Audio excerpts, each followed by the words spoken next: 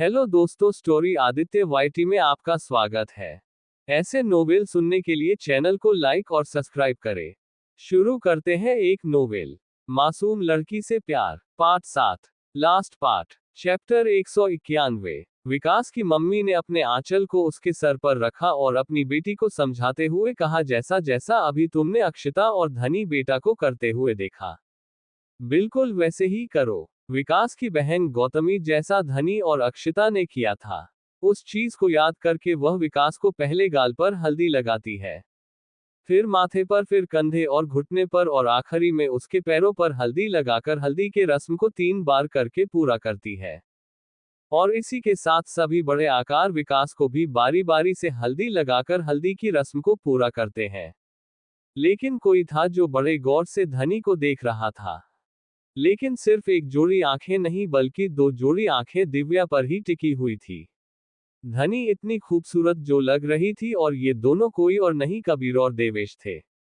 और इसी के साथ हल्दी की रस्म खत्म हो चुकी थी और अब बारी थी लड़कियों को उनकी होने वाले दूल्हे के नाम की हल्दी लगेगी। ईशा जी ने दिव्या से कहा, धनी बेटे, अब जो दुल्हों के आगे में हल्दी रखी है उसे उठाओ और लेकर लड़कियों की तरफ चलो, अब इनकी झूठी हल्दी लड़कियों को लगेगी। धनी भी हाँ में अपना सर हिलाकर आगे बढ़ी और उसने जो कि रोमी की बहन बनकर उसकी हल्दी की शुरुआत की थी, तो उसने जाकर रोमी के आगे रखी बाउल को उठा लिया। अमक्ष की आगे रखी हुई हल्दी के बाउल को अनन्या ने उठा लिया और विकास के आगे की हल्दी उठाने के लिए उसकी बहन आई और तीनों हल्दी की बाउल को लेकर वहां से दूसरे तरफ उनका इंतजार कर रही लड़कियों के पास चली गई। लड़कियों की तरफ आराध्या की सर पर आंचल रचना जी रख रही थी, क्योंकि आखिर आप धनुष जी की पत्नी वही तो थी। हल्दी का मुहूर्त ना निकल जाए इसलिए जब लड़कियां हल्दी लेकर आ रही है पता चला था, तो उन्होंने पहले ही लड़कियों को लाकर उन बड़े बड़े पतीले में बैठा रखा था। लड़कियां जब हल्दी लेकर उनके साइड पहुंची तो राम्या जी ने जल्दी से आगे जाकर के दिव्या हाथ से हल्दी लेते हुए पूछा, ये किसकी झूठी हल्दी है? धनी ने इशारे से बताया कि वह रोमी की झूठी हल्दी है। तो रम्या जी उस हल्दी के बाउल को ले जाकर अनाया के आगे रख देती है और अनन्या जाकर अमक्ष की झूठी हल्दी आराध्या के आगे रख देती है। आप सभी औरतें लड़कियों के साइड आ चुकी थी और इन सब में टीना थी, जो अमक्ष के नाम की हल्दी आराध्या को लगते हुए नहीं देखना चाहती थी, इसलिए वह लड़कियों की साइड नहीं आई थी।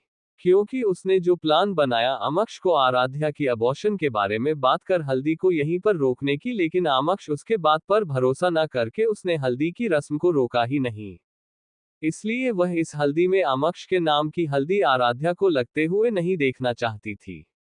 अब हल्दी की रस्म शुरू करते हुए सबसे पहले रचना जी ने आराध्या की सर पर अपना आंचल रखा और दिव्या को समझाते हुए कहा, धनी तुम आराध्या की छोटी बहन हो, इसलिए पहले हल्दी तुम्हें आराध्या को लगानी है, तो जल्दी से आओ और जो यहाँ हल्दी का पूरा थल रखा है इसमें से जो धूप घास है उसे उठाकर आराध्या को उसी से हल्दी लगाओ। सबसे पहले गाल पर लगाना, फिर माथे पर, फिर कंधे पर, घुटने पर और पैरों पर।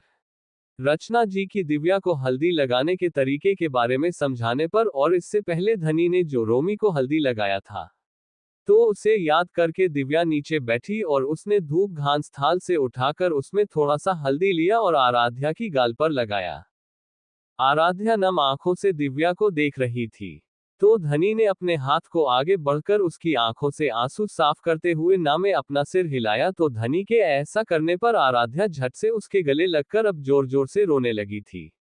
क्योंकि अगर आराध्या ने धनी को मां बनकर पाला था तो दिव्या भी उसकी बेटी बनकर हमेशा उसके साथ रही थी।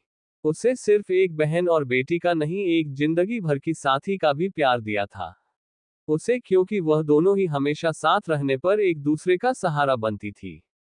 आराध्या के रोने पर रम्या जी ने आराध्या के सिर पर हाथ रखते हुए कहा, आराध्या बेटे रोते नहीं, तुम्हें अपनी मोहब्बत के पास जाना है, कहीं और नहीं, इसलिए रोना बंद करो। और तुमने कितना इंतजार किया है ना अमक्ष का उसके पास जाने के लिए, तो चलो अभी यहाँ आंसू बहाना बंद करो और खुशी खुशी अमक्ष के नाम की हल्दी को अपने अंदर बसाने की कोशिश करो।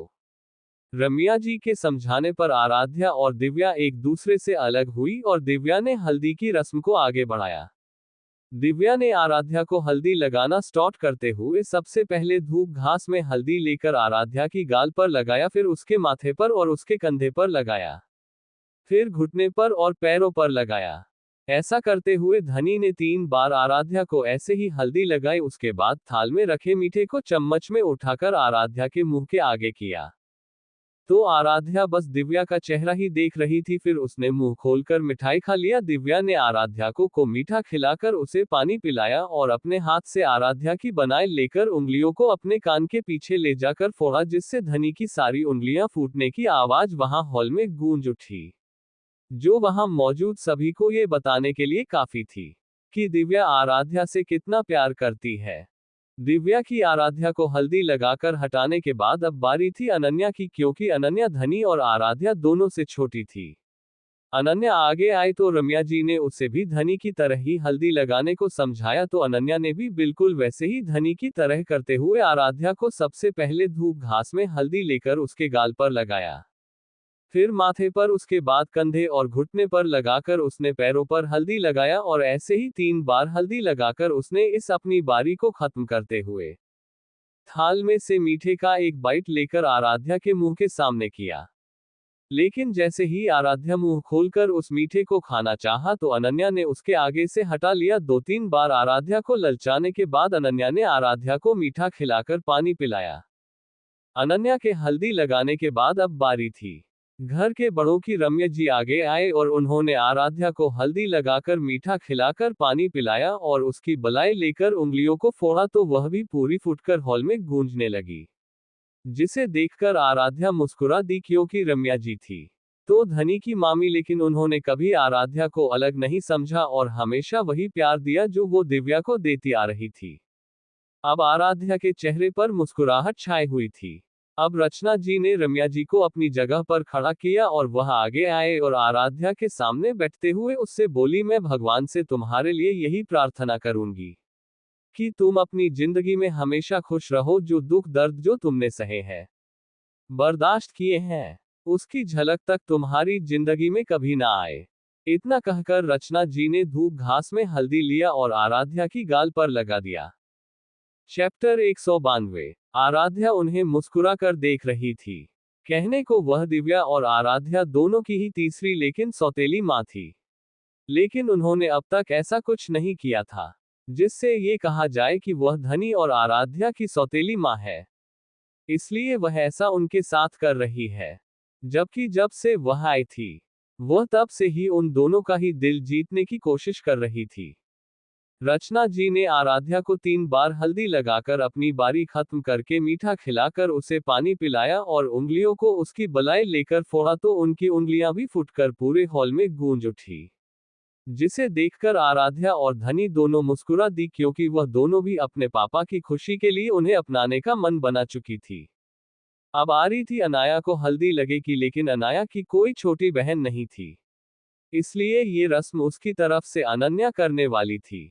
अनाया के सर पर ईशा जी ने अपना आंचल रखते हुए अनन्या से कहा, अनन्या बेटा, तुमने अभी अभी देखा है ना दिव्या को हल्दी लगाते हुए, उसने जैसा किया बिल्कुल वैसा करना ठीक है। अनन्या ने हाँ में सर हिलाया और हल्दी लगाने की शुरुआत की। उसने पहले हल्दी सजी थाल से धूप घास उठाया और उसमें बाउल में रोमी की झूठी हल्दी लगाकर अनाया की गाल में लगाया।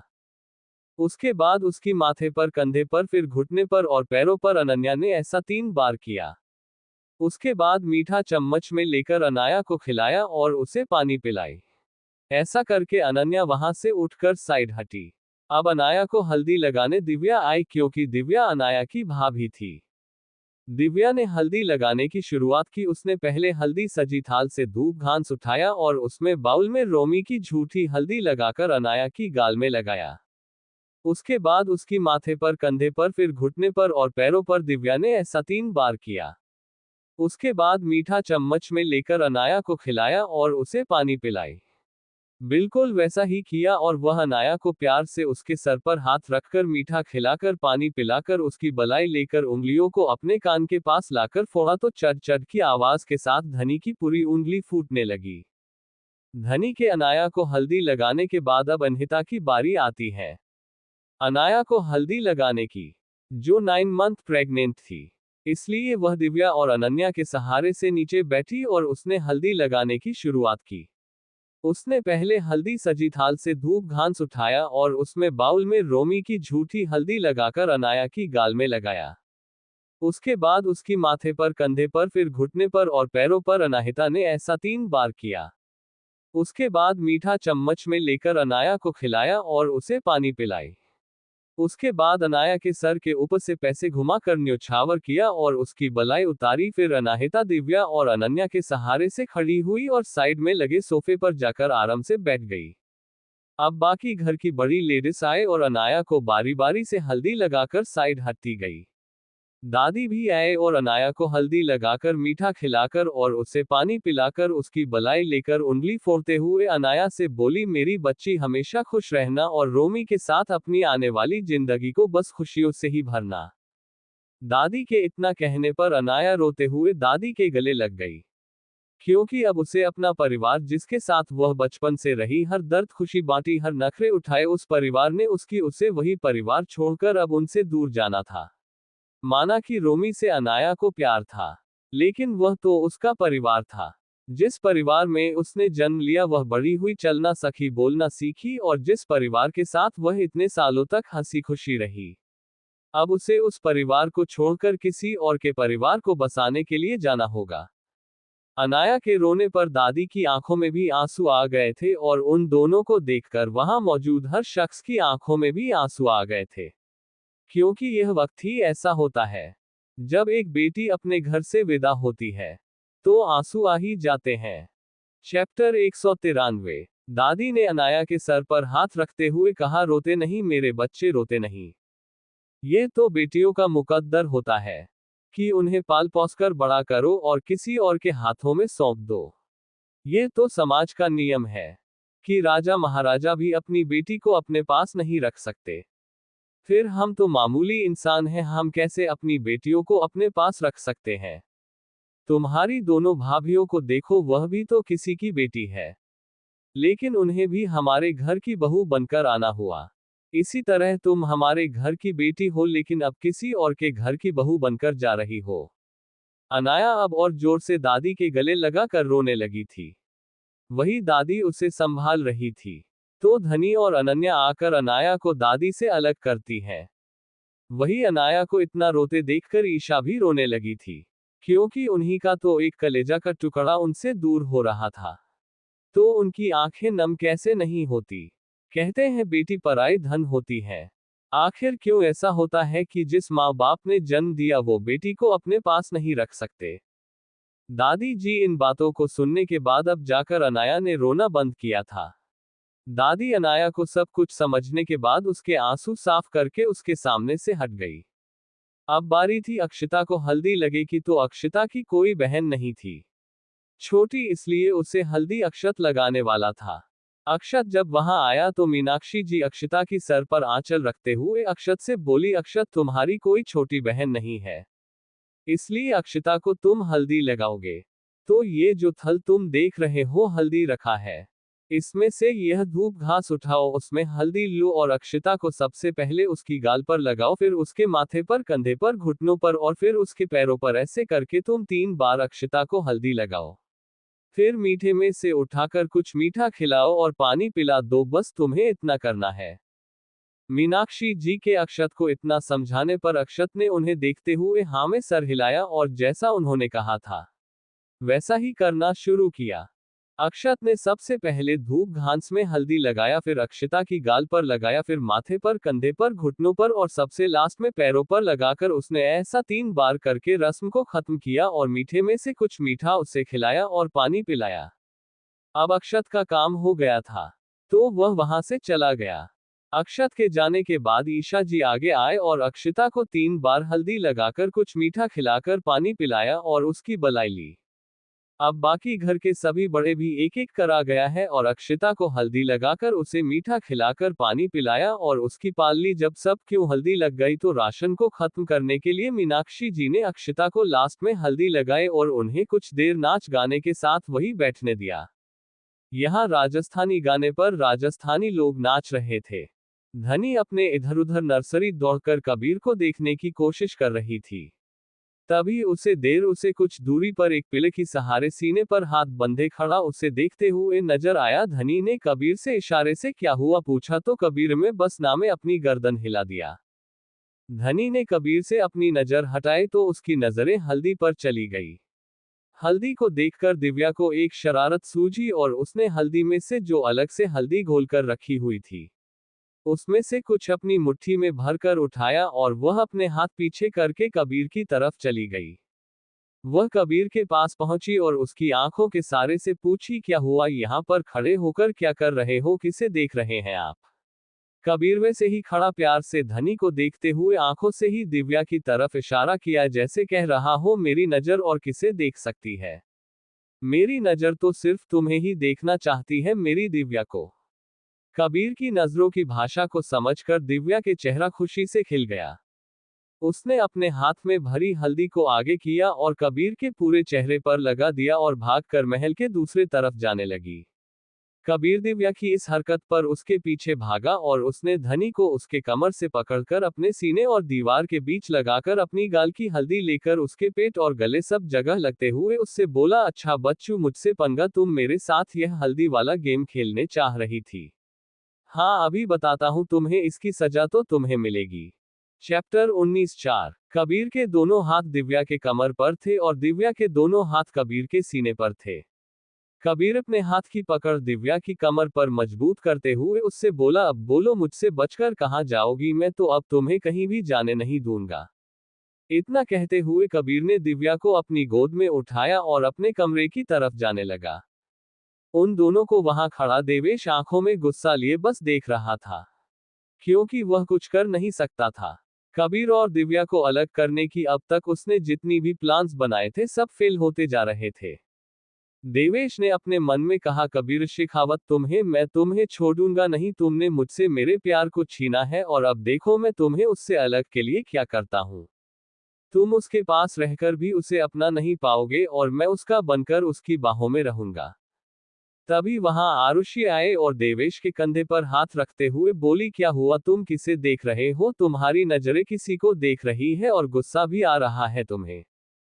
आरुषि आप देवेश के लिए एक ऐसी डॉल थी जिसके साथ वह कभी भी कर सकता था। आरुषि की वहां होने पर देवेश ने उसका हाथ पकड़ा और उसे खींचकर अपने कमरे में ले जाते हुए बोला, किसी को जलाकर राख करने की चाहत आंखों में पल रहा हूं। तुम बीच में मत आया करो, मैं तुम्हें मारना नहीं चाहता, लेकिन अगर तुम बीच में आने की कोशिश करती हो तो शायद तुम्हें भी मरना पड़े। आरुषि से ये सब कहते हुए देवेश उसे अपने कमरे में ले आया था और उसने आरुषि को बेड की तरफ धक्का देते हुए दरवाजा बंद किया और आरुषि के पास आकर उसके पहने हुए कपड़े को पकड़कर खींचकर फाड़ दिया और उसे बेड पे लिटाकर उसके ऊपर आया और उसके ब्रेस्ट को मुंह में भर कर सक करने लगा। देवेश आरुषि के ब्रेस्ट को सक कम और बाइट ज्यादा कर रहा था और आरुषि बस चिल्ला सकती थी, खुद को छुड़ाने के लिए होंठ पैर मार सकती थी, लेकिन देवेश के आगे आरुषि का कोई जोर नहीं चल रहा था और देवेश उसके साथ जबरदस्ती कर रहा था। देवेश ने कुछ देर आरुषि के होठों को किस कर सीधा अपने कपड़े उतार कर उसके ऊपर आया और बिना किसी वार्निंग के देवेश आरुषि में एंटर कर गया, जिससे इतने बार देवेश से करने के बाद भी आरुषि की चीख निकल गई।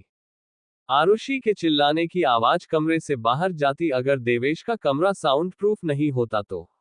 देवेश अपने नीचे दबी आरुषि को दिव्या समझकर कर रहा था, ताकि जो लड़की उसके दिमाग और उसके ख्यालों में है उस लड़की को सोचने पर वो जल्दी सैटिस्फाइड हो जाए।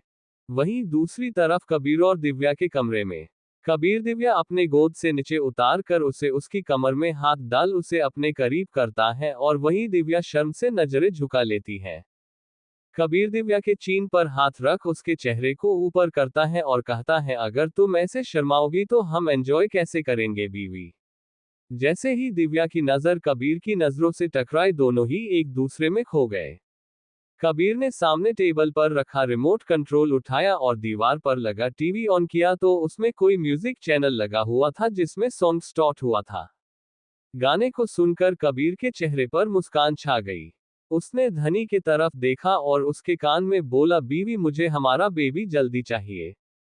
आंखें कहती है बैठे तू मेरे रूबरू, तुझको देखूं इबादत करता रहूं। ओ आंखें कहती है बैठे तू मेरे रूबरू, तुझको देखूं, इबादत करता रहूं। कबीर दिव्या को फिर से गोद में उठाकर अपने बेड के पास लेकर गया और उसे घिरे से बेड पर लिटाकर उसके ऊपर आया और उसके चेहरे को अपने हाथों में भरकर उसके होठों पर अपने होंठ रख उसे किस करने लगा। तेरे सजदों में धड़के दिल, ये मेरा मेरी सांसों में चलता है। बस एक तू इश्क दा रंग तेरे मुखड़े ते छाया। जदों दा मैं तक्किया ए चैन नहीं आया। किन्ना सोना तैनू रब ने बनाया। किन्ना सोना तैनू रब ने बनाया। जी करे देखदा रवां। कबीर दिव्या को पेशेनेट किस कर रहा था। वहीं बेबी की बात आने पर दिव्या ने भी कबीर को रोकने की कोशिश नहीं की, बल्कि वो भी कबीर का साथ देते हुए उसके बालों में अपनी उंगली चलाने लगी। मेरे होठों की खामोशियों में जो बातें हैं वो आंखों से बता तू। मेरे होठों की खामोशियों में जो बातें हैं वो आंखों से बता तू। मेरे दिल की है यही ख्वाहिशें। कबीर दिव्या के होठों को आजाद कर उसके चेहरे को देखकर मुस्कुराया, जिस पर शर्म साफ झलक रहा था। कबीर दिव्या के पूरे चेहरे को किस कर नीचे की ओर बढ़ने लगा। तेरी धड़कन में हर लम्हा मैं बिता दूं। तेरे चेहरे से आगे जा नहीं पाया। जदों दा मैं तक्किया ए चैन नहीं आया। किन्ना सोना तैनू रब ने बनाया किन्ना सोना। कबीर अपनी उंगलियों को दिव्या के पेट पर चलाने लगता है। वहीं दिव्या की सांसें तेज होने लगी थी। कबीर दिव्या के ऊपर आते हुए उसे नीचे लेटा देता है और उसकी नशीली आंखों में देखते हुए उसके होठों पर अपने होठ रख उसे बड़े सॉफ्टली किस करने लगता है। वहीं दिव्या का हाथ कबीर के बालों में था, वो भी उसे आंखें बंद किए किस कर रही थी। दिव्या के सांसें कबीर की सांसों से मिल चुकी थी। दिव्या भी किस करने में खो गई। वो कबीर के ऊपर आकार उसे किस करने लगती है। कबीर उसके बालों में हाथ फेर बड़ी डीपली किस कर रहा था। कुछ देर बाद दिव्या बैठ जाती है और अपने फेस को घुमा लेती है। वहीं कबीर की तरफ उसकी पीठ थी। दिव्या हल्का हल्का मुस्कुरा रही थी।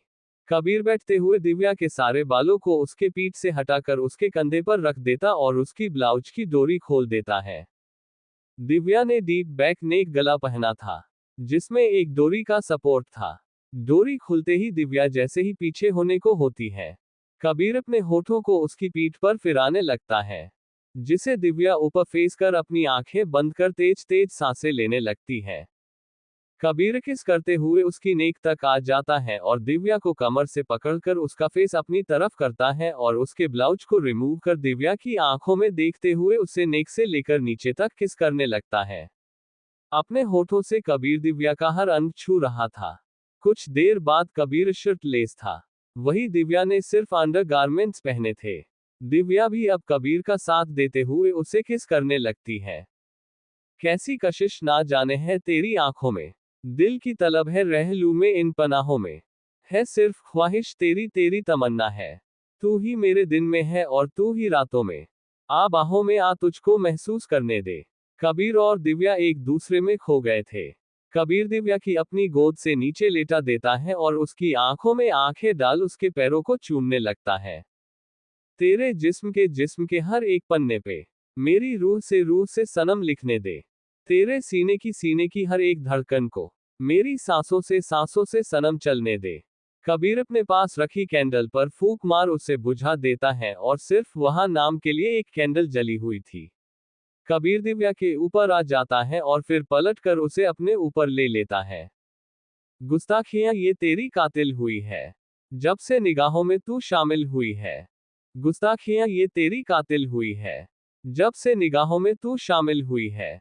दिव्या के दोनों हाथ कबीर के सीने पर थे।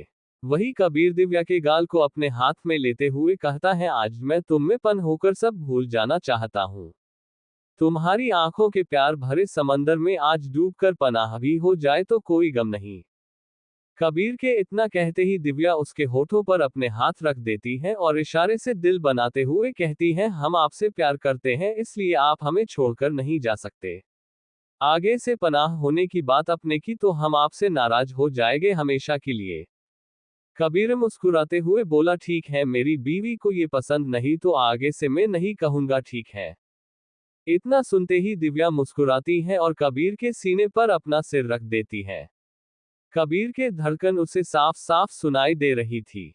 कबीर आंखें बंद किए दिव्या के बालों में हाथ देकर उसे सहलाने लगता है।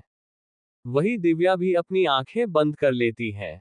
चैप्टर 195। कुछ देर बाद जब कबीर अपनी आंखें खोलता है तो नजरें नीचे कर दिव्या को देखता है और मुस्कुराते हुए उसे देखकर कहता है, तुम इतनी मासूम हो, तुमसे एक पल के लिए दूर रहना भी मेरे लिए बहुत मुश्किल होता है।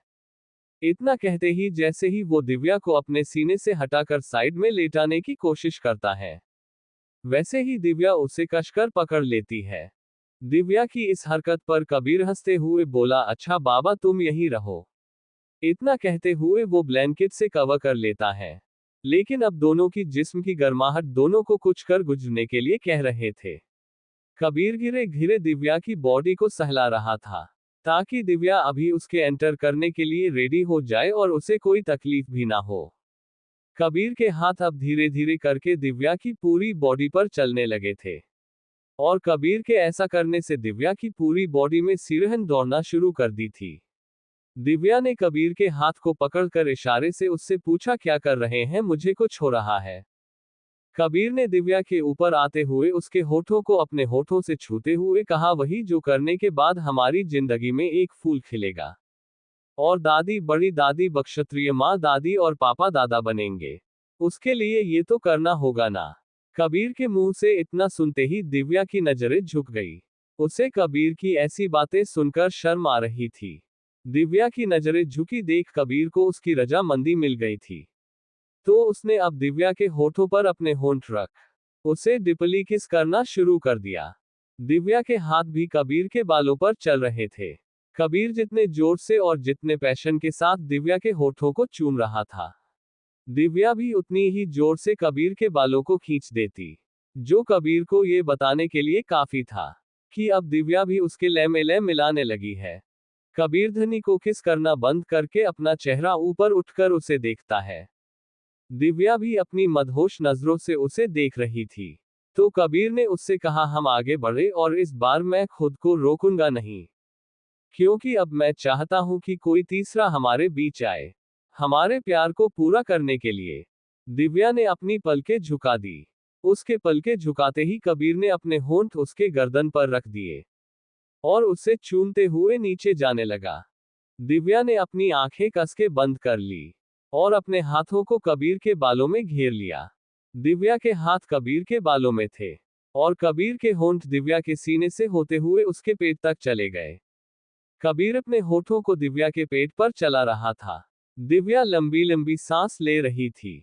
कबीर का यूं दिव्या को छूना पहली बार नहीं था, फिर भी दिव्या को कबीर का छूना एक अलग ही फीलिंग दे रहा था। दिव्या ने कबीर के चेहरे को अपनी पेट पर दबा दिया, जिससे कबीर की मुस्कान बढ़ गई, क्योंकि अब वह दिव्या में इंटर करने के लिए तैयार था, और दिव्या भी, क्योंकि दिव्या उसके छुअन से, उसके होठों की छुअन से पिघल चुकी थी। कबीर बिना देरी किए दिव्या की होठों पर अपने होंठ रख उसे डीप किस करते हुए उसने इंटर करता है।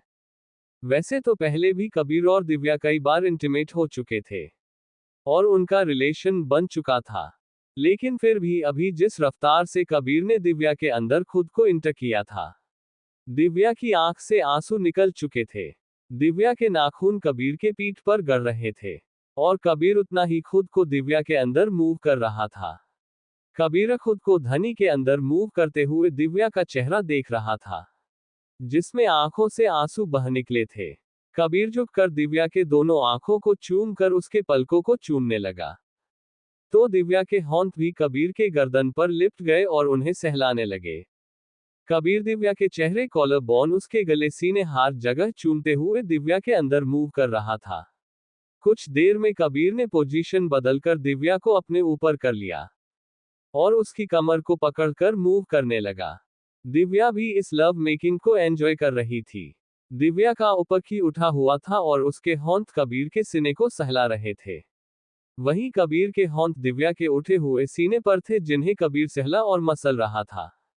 अब जब कबीर को लगा कि वह सेटिस्फाइड होने ही वाला है, तो उसने फिर से अपनी पोजीशन चेंज की और दिव्या को बेड पर लिटाकर उसके पीछे आ गया और उसने खुद को दिव्या के पीछे से इंटर किया। दिव्या बस आहें भर रही थी। उसे कबीर का यूं प्यार करना अच्छा भी लग रहा था और दर्द भी दे रहा था। तभी कबीर और दिव्या दोनों ही एक साथ सेटिस्फाई हुए लेकिन कबीर ने खुद को दिव्या से अलग नहीं किया। उसने वैसे ही दिव्या को अपने ऊपर लिया और दिव्या के बालों को सहलाते हुए उसके माथे को चूमते हुए बोला, I will try my best. Divya उसकी बातें सुनकर उसे घूरने लगी। कबीर दिव्या की खुद को घूरने से बस मुस्कुराकर उसके होठों को चूमने लगा था। एक बार फिर से वह दिव्या को खुद के लिए रेडी कर रहा था और उसके ऐसा करने से दिव्या कुछ ही देर में उसके प्यार में पिघल सी गई थी।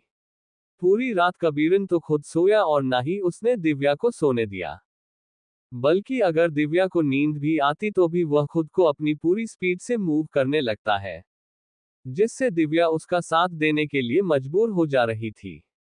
शिकायत करती कि वह आज कितना करेगा, तो वह यही कहता है कि उसे उनके बीच का तीसरा इंसान चाहिए, उनकी प्यार की निशानी चाहिए, इसलिए उसे चाहे जितना भी करना पड़े वह रुकेगा नहीं।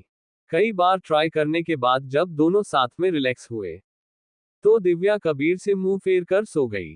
कबीर भी उसे कुछ कह भी नहीं सकता था, क्योंकि उसने ही ऐसा किया था कि वह उससे गुस्सा हो जाए। लेकिन कबीर कहाँ कम था, वह भी दिव्या को अपनी बाहों में भरकर उसके गर्दन में अपने चेहरे को छुपाकर अपनी आंखों को बंद कर लेता है। वहीं दूसरी तरफ देवेश के कमरे में देवेश जब फर्स्ट टाइम सीटिस्फाइड हुआ था तो आरुषि को लगा कि चलो अब तो देवेश सीटिस्फाइड हो गया तो अब उसे परेशान नहीं करेगा, लेकिन यही तो आरुषि गलत साबित हुई थी। देवेश तो फिर से उसके साथ इंटीमेट होने के लिए तैयार था। आरुषि सो रही थी जिसके चेहरे पर देवेश को दिव्या का चेहरा नजर आ रहा था। देवेश आरुषि के करीब गया और उसके चेहरे को पकड़कर देखने लगा और नीचे अपने पाठ को देखते हुए कुछ सोचने लगा। उसके बाद जब मदहोशी से बोझिल होती उसकी आंखों ने आरुषि के चेहरे को पहचाना तो उसने आरुषि को छोड़ दिया और उसे सोते हुए घूरने लगा। वो फिर आगे बढ़ा और आरुषि के गाल को और उसके चेहरे को अपने हाथों से सहलाया। आरुषि रात से इतना ज्यादा थक चुकी थी कि अभी उसके अंदर कुछ करने की उसमें ताकत नहीं थी।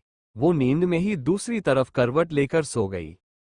ये देखकर देवेश की आंखें छोटी हो गई। आरुषि इस वक्त इतनी नींद में थी कि उसे कोई होश नहीं था कि उसके साथ क्या ही होने वाला है। कुछ देर बाद आरुषि को अपने बॉडी में और अपने प्राइवेट पार्ट में दर्द महसूस होने लगा। वो नींद में ही दर्द से करहा उठी। उसने धीरे से करहाते हुए अपनी आंखें खोली और उसकी आंखों में आंसू आ गए। आरुषि अब उस पल को कोस रही थी जिस पल उसने देवेश से ये पूछा था कि वह किसे देख रहा था। उसने अपने ऊपर छाए देवेश को देखा जो आगे पीछे हो रहा था। उसकी आंखें में आंसू आ गए। वह अभी थोड़ी देर पहले ही सोई थी, क्योंकि पिछली रात भर देवेश ने उसे सोने नहीं दिया था। आरुषि ने रोते हुए कहा, देवेश कितना करोगे, अब तो छोड़ दो, रात भर से तुम मेरे साथ कर रहे हो। देवेश ने गुस्से से आरुषि को देखा और बोला, मैं यहाँ तुम्हारे नखरे सुनने के लिए नहीं हूँ, नखरे तुम अपने आशिक को सुनना, मुझे नहीं। लेकिन जब से आरुषि देवेश के साथ रह रही थी तब से तो खुद देवेश ही उसके जिस्म का आशिक बना हुआ था। उसका जब मन करता था तब वह आरुषि के ऊपर चक्कर शुरू हो जाया करता था। देवेश की डांट सुनकर आरुषि चुप हो गई। असल में देवेश ने उसके पैरों को अपने कमर पर लपेट कर रखा हुआ था। इससे आरुषि को बहुत बहुत दर्द हो रहा था, लेकिन अब देवेश के डर से वह दोबारा कुछ नहीं बोली। देवेश तो उसके साथ करने में लगा हुआ था। उसे आरुषि के दर्द से और उसकी फीलिंग से कोई मतलब नहीं। आह आह, आरुषि दर्द से कराहे जा रही थी। जब वह नींद में थी तभी देवेश उसके साथ इंटीमेट हो रहा था, जिस वजह से उसकी नींद खराब हो गई थी। ना वह चैन से सो पा रही थी और ना ही वह चैन से खा पा रही थी। क्या जिंदगी हो गई थी। उसकी यह सोचकर अपने आप ही उसके चेहरे पर दर्द भरी मुस्कान आ गई। जब देवेश ने उसे मुस्कुराते हुए देखा तो एक पल के लिए रुक गया और फिर बोला, क्या सोच रही हो तुम, कहीं तुम्हारे दिमाग में यहाँ से भागने का प्लान तो नहीं चल रहा है? मेरी एक बात कान खोलकर सुन लो, अगर तुमने यहाँ से भागने की कोशिश की तो इससे भी बुरा होगा तुम्हारा, मैं तुम्हारी जिंदगी को नर्क बना दूंगा। देवेश की धमकी से आरुषि डर गई। वैसे भी तो वह नरक में ही रह रही है और इससे बेहतर क्या ही हो सकता है, क्योंकि वह जब से देवेश से मिली थी और उसके ऑफर को उसने एक्सेप्ट कर यहाँ आई थी तब से देवेश उसके साथ यही तो कर रहा है। देवेश ने आरुषि के होंठों को रगड़ते हुए किस करने लगा। आरुषि के होंठ कांपने लगे और उसने अपनी गर्दन ना में हिला दी। जैसे देवेश से कह रही हो ऐसे मत करो, मुझे दर्द हो रहा है। चैप्टर 196। देवेश अपनी क्लाइमैक्स पर पहुंच गया था। आरुषि सीलिंग को एकटक देखे जा रही थी। थोड़ी देर बाद देवेश ने उसे छोड़ दिया और आरुषि के होंठों को किस करने लगा। आरुषि जैसे अब देवेश की डॉल जैसी बन गई थी। थोड़ी देर तक उसके साथ खेलने के बाद देवेश उठ गया और अपनी पैंट ठीक करते हुए बोला, ऐसे ही रहना, मैं फिर करूंगा। तो वहीं दूसरी तरफ अश के कमरे में अश बेड पर लेटा सीलिंग को घूर रहा था। वो आराध्या से बात करना चाहता था, उससे पूछना चाहता था कि को कुछ भी टीना ने उससे उसके अबॉर्शन के बारे में बोला है वो झूठ है, ना उसे उसकी मोहब्बत, उसकी आराध्या पर पूरा भरोसा था कि वो उसे कभी धोखा नहीं देगी। लेकिन उसका लॉयर वाला दिमाग उसे सोचने पर मजबूर कर रहा था। उसका दिल उसके प्यार को सपोर्ट कर रहा था, तो उसका दिमाग सच जानने के लिए कह रहा था। अब दिल और दिमाग के बीच में अश फंस चुका था और अब उसे क्या करना चाहिए उसे कुछ भी समझ नहीं आ रहा था। सोचते सोचते अश का दिमाग अब दर्द करने लगा था। उसका दिमाग इतनी बुरी तरह से दर्द कर रहा था कि अश बेड पर उठकर बैठ गया और अपने सर को पकड़ते हुए बोला, इस टीना की बच्ची ने पता नहीं मेरे दिमाग में क्या भर दिया है। मैं अपनी आराध्या के बारे में ऐसा कैसे सोच सकता हूँ? वह मुझसे कितना प्यार करती है। उसने मेरा इंतजार किया। 5 साल पहले हम दोनों के बीच में जो भी हुआ था और उसे जो भी गलतफहमी हुई थी, उसके बाद भी उसने कभी मुझे बुलाया नहीं। वह मुझसे गुस्सा थी, वह भी सिर्फ इसलिए कि उसे ये लगा था कि मैंने उसके साथ वो रात बिताकर उसे छोड़ दिया था। लेकिन उसे जब पता चला कि मैं खुद उसका इंतजार कर रहा था और उसे पिछले 5 सालों से उसे ढूंढ रहा था, तो वो खुद मेरी बाहों में आ गई थी। वह कैसे किसी और के साथ मुझे धोखा दे सकती है? नहीं, वह मुझे धोखा नहीं दे सकती और ना ही दे रही है। टीना को जरूर कोई गलतफहमी हो रही है। ये सब कुछ अश हल्के हाथों से अपने दिल को सहलाते हुए बोल रहा था, क्योंकि उसका दिल उसकी मोहब्बत, उसकी आराध्या की प्यार को समझ रहा था। दिल तो उससे प्यार करता था, इसलिए ये सब सोच रहा था। लेकिन वही उसका दिमाग ये सोच रहा था कि 5 साल एक बहुत लंबा वक्त होता है। किसी इंसान को अपने दिल से निकलने के लिए, किसी इंसान को भुलाने के लिए, तो क्या ऐसा हो सकता है कि इन 5 सालों के बीच में आराध्या ने किसी और के साथ अपनी रातें बिताई हो?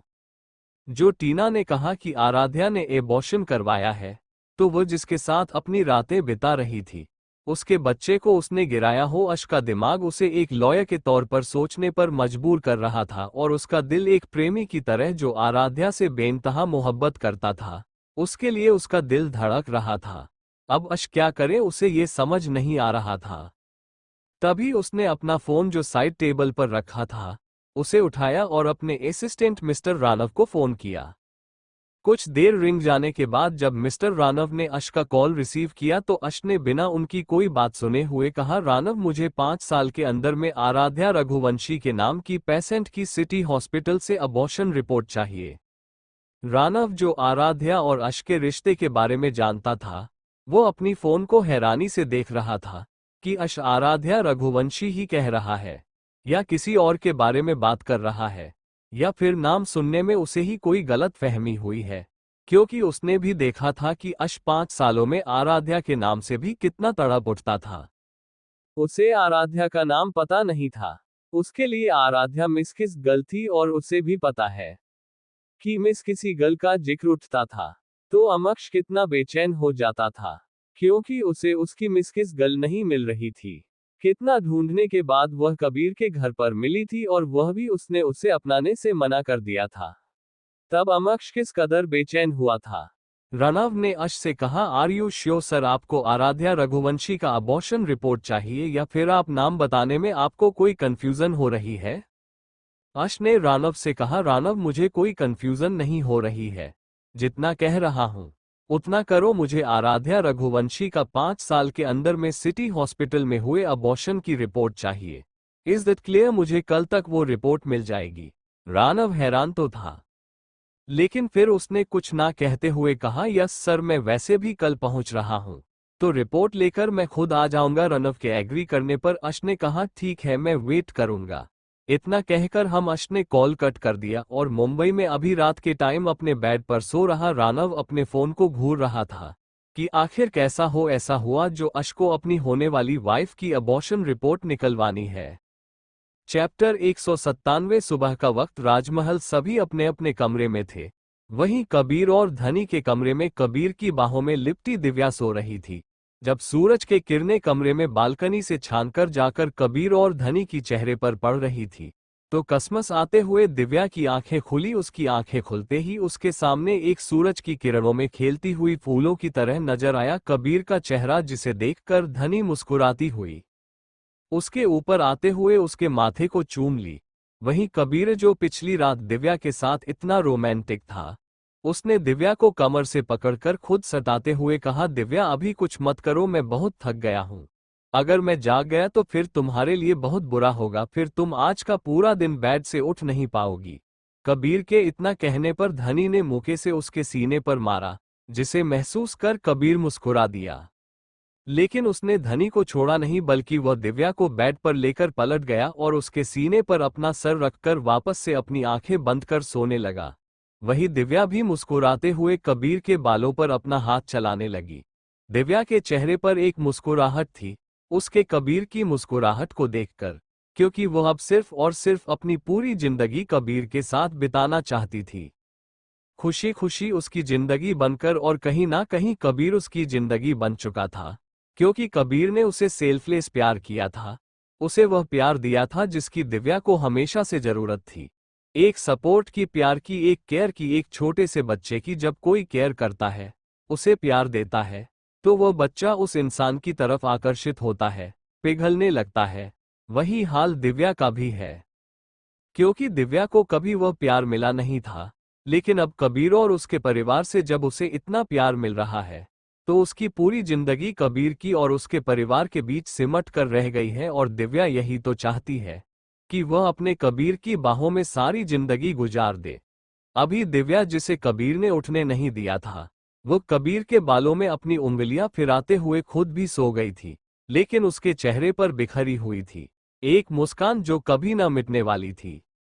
वही देवेश और आरुषि के कमरे में भी वह दोनों एक दूसरे की बाहों में सो रहे थे। जब देवेश की आंखें खुली तो उसकी सीने पर आरुषि का चेहरा था, जिसे देखकर एक पल को देवेश भी खो गया था, क्योंकि देवेश के ऊपर दिव्या को पाने का सुरूर तो सवार था। लेकिन जब से आरुषि उसके साथ थी तो आरुषि ने किसी और के साथ रिलेशन नहीं बनाया था, सिर्फ उसी के साथ थी, और इस वजह से उसके दिल में धीरे धीरे आरुषि के लिए फीलिंग्स आ रही थी। लेकिन वह इस चीज को मानने के लिए तैयार नहीं था। देवेश ने धीरे से आरुषि का चेहरा अपने हाथों से सहलाया और उसे प्यार से देखने लगा। लेकिन जब उसे एहसास हुआ कि वह क्या कर रहा है, तो उसने जल्दी से आरुषि को खुद से दूर किया और बेड से उठकर बाथरूम की तरफ चला गया। वहीं आरुषि, जो पिछली रात देवेश की वाइल्ड होने पर इतनी थक गई थी कि अभी उसे कुछ होश ही नहीं था कि अभी अभी देवेश उसके साथ क्या कर रहा था। कुछ देर में शॉवर लेकर देवेश बाथरूम से बाहर आया। उसने देखा तो आरुषि अभी भी सो रही थी। देवेश मिरर के पास गया और उसने अपने बाल बनाए और कबर्ड के पास जाकर अपने कपड़े निकले और उसने चेंज किया। यह उसी का कमरा था, इसलिए उसकी सारी चीज यहाँ पर मौजूद थी। देवेश ने एक नजर आरुषि को देखा और फिर कमरे से निकालकर चला गया। राजमहल में आज मेहंदी की तैयारी हो रही थी। आज सभी की मेहंदी थी, इसलिए वहीं इस वक्त सुबह की 10 बजे बज गए थे। अश अपने कमरे में बेड पर लेटा ऊपर सीलिंग को घूर रहा था। उसका दिमाग अभी भी शांत नहीं हुआ था और ना ही वह रात भर सोया था। अभी उसका चेहरा थका हुआ सा लग रहा था और आंखें भी बिल्कुल लाल दिख रही थी। तभी उसके कमरे के डोर पर नॉक की आवाज हुई। डोर पर नॉक की आवाज को सुनकर अश उठा और जाकर उसने डोर खोला तो सामने आराध्या मुस्कुराती हुई खड़ी थी। आराध्या अश को देखकर तुरंत उसके गले लगाती हुई बोली, अश तुम अभी भी सो रहे थे क्या? अश ने जैसे ही महसूस किया कि आराध्या उसके गले लगी हुई है, पिछली रात से जो बेचैनी, तड़प और उसका दिमाग जो शांत होने का नाम ही नहीं ले रहा था, वो सब तुरंत शांत हो गया। उसे एक ऐसी फीलिंग हुई कि जैसे उसे सब कुछ मिल गया हो। उसने तुरंत कसकर आराध्या को अपने सीने से लगाते हुए कहा, तुम अभी सुबह सुबह यहाँ क्या कर रही हो? किसी ने रोका नहीं तुम्हें यहाँ आने से? अश के मुंह से यह सवाल आराध्या के लिए अनएक्सपेक्टेड था। क्योंकि अश तो खुद ही उससे मिलने के लिए उतावला हुआ रहता है और आज वह इस तरह से उससे मिलने आने पर सवाल कर रहा है।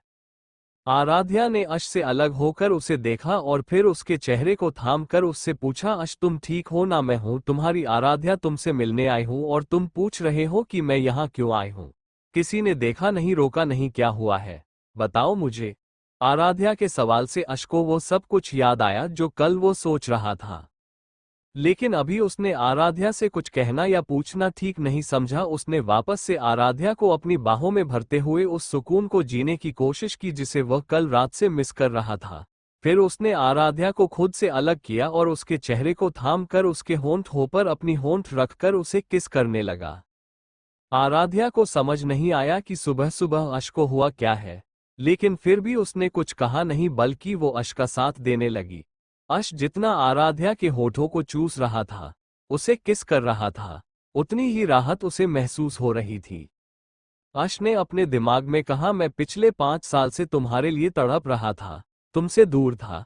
इस बीच अगर तुमने किसी और के साथ रिश्ता बनाया भी है तो मुझे इससे कोई फर्क नहीं पड़ता, क्योंकि मेरी तड़प, मेरी बेचैनी की राहत तुम हो और मैं अपनी बेचैनी और तड़प की राहत को खुद से दूर होने नहीं दूंगा। इसलिए मुझे फर्क नहीं पड़ता कि तुमने किसी और के बच्चे को अबॉर्ट किया हो, मुझे इस बात से फर्क पड़ता है कि तुम अब मेरी हो, सिर्फ मेरी, और मैं तुम्हें अब किसी और के साथ बांट नहीं सकता। I love you Aaradhya, I love you so much. Chapter 198। Ash ने अपने दिमाग में कहा, मैं पिछले 5 साल से तुम्हारे लिए तड़प रहा था, तुमसे दूर था। इस बीच अगर तुमने किसी और के साथ रिश्ता बनाया भी है तो मुझे इससे कोई फर्क नहीं पड़ता, क्योंकि मेरी तड़प, मेरी बेचैनी की राहत तुम हो और मैं अपनी बेचैनी और तड़प की राहत को खुद से दूर होने नहीं दूंगा। इसलिए मुझे फर्क नहीं पड़ता कि तुमने किसी और के बच्चे को अबॉर्ट किया हो, मुझे इस बात से फर्क पड़ता है कि तुम अब मेरी हो, सिर्फ मेरी, और मैं तुम्हें अब किसी और के साथ बांट नहीं सकता। I love you Aaradhya, I love you so much. Ash अपने दिमाग में ये सब सोचते हुए आराध्या को किस कर रहा था। वही आराध्या उसकी बाहों में सिमटी हुई थी, तो वहीं उनके कमरे के कुछ दूरी पर खड़ी टीना उन दोनों देखकर गुस्से से आग बबूला हो रही थी। उसे लगा था कि कल अश को इतना कुछ बताने पर अभी अश का दिमाग खराब होगा तो वो अश को संभलते हुए उसे हग करेगी और चांस मिला तो उसे किस भी कर लेगी। लेकिन यहाँ आने पर तो उसे कुछ और ही नज़ारा देखने को मिला, जिसे देखकर तो उसके तन बदन में आग लग गई। अश, मुझे नहीं लगा था कि तुम इस लड़की से इस कदर प्यार करते हो कि उसके किसी और के बच्चे को अबॉर्ट करने के बाद भी तुम उसे इतनी आसानी से माफ कर दोगे और उसे इस तरह से किस कर रहे हो। I can't believe this. अश, तुम्हारे टेस्ट को हो क्या गया है? तुम ऐसी बहन जी लड़की के साथ इतने फ्लाइट, इतने लॉयल कैसे हो सकते हो? तुम्हें तो सिर्फ मेरा होना चाहिए था, सिर्फ मेरा, लेकिन तुमने मुझे ठुकरा कर इस बहन जी को एक्सेप्ट किया है, अपनाया है। नो नो नो, मैं ऐसा होने नहीं दूंगी। ठीक है, तुमने उसे अपनाया है ना, तो तुम्हारे माँ बाप इसे तुमसे दूर करेंगे। अब मैं वह रिपोर्ट सीधे शादी के मंडप में सबके सामने दिखाऊंगी और ऐसे सबके सामने इस लड़की की बदचलनी आएगी तो तुम्हारी माँ, जिन्हें अपने स्टेटस का बहुत ख्याल रहता है, वह तुम्हारी शादी तो इससे होने नहीं देंगे। कम से कम तुम इसके जाल से तो बाहर निकलोगे और बाद में तो मैं तुम्हारे करीब आ ही जाऊंगी। इतना कहकर मुंह फेर कर टीना वहां से चली गई। वही आमक्ष जो आराध्या को किस कर रहा था, जब उसे महसूस हुआ कि उसकी इतनी पैशनेट किस करने से आराध्या को सांस लेने में परेशानी हो रही है, तो उसने आराध्या को उसके होठों को छोड़ा और उसके माथे को चूम कर अश ने आराध्या को अपने गोद में उठाया और उसे लेकर बेड की तरफ जाने लगा। आराध्या हड़बड़ा कर अपनी बाहों को अश के गले में डाल देती है और खुद को बेड की तरफ ले जाते हुए देखकर अश से बोली, अश, ये तुम क्या कर रहे हो? छोड़ो, तुम बेड की तरफ क्यों लेकर जा रहे हो मुझे? अश, मैं तुम्हें यहाँ ब्रेकफास्ट करने के लिए बुलाने आई थी और तुम हो कि मुझे बेड की तरफ लेकर जा रहे हो? चलो, मुझे नीचे उतरो, देखो मुझे तुम्हारे नाम की हल्दी लग गई है और तुम ये सब करोगे। अभी तुम्हारे नाम की हल्दी लग गई है।